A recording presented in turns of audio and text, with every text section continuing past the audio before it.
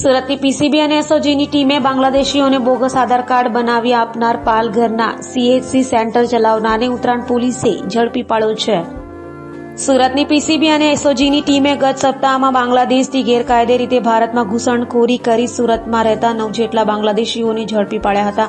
તો તેઓની તપાસમાં પાલઘર ખાતે આવેલા સીએચસી સેન્ટરમાં નકલી આધાર કાર્ડ બનાવ્યા હોવાનું સામે આવ્યું હતું. તો તપાસ કરી રહેલી ઉત્તરાયણ પોલીસે પાલઘર ખાતે સીએચસી સેન્ટર ચલાવનાર ભૂપેન્દ્ર તિવારીને ઝડપી પાડ્યો હતો અને સુરત લાવી પૂછપરછ હાથ ધરી છે. તો ઝડપાયેલા બાંગ્લાદેશીઓમાંથી બહાદુર રફીક ખાં એક એજન્ટને 20,000 બાંગ્લાદેશી કરન્સી ચૂકવી ભારતમાં ઘૂસ્યો હોવાનું સામે આવ્યું હતું.